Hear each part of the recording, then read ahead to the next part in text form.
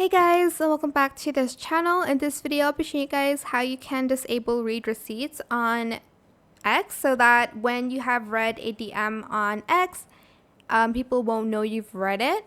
So I do like enabling this on X and on WhatsApp as well, but go to the more section, go to settings and privacy, go to privacy and safety and go to direct messages, and you're going to turn off show read receipts.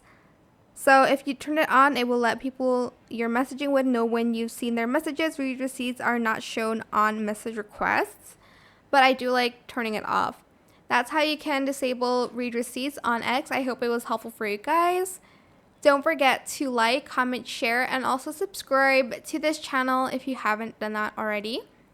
If you have any more questions about this video, just leave it in the comment section down below. I will try my best to answer them all for you guys, and if you found this video helpful, please click the thanks button as well. That is it for this video. Thank you so much for watching. Bye!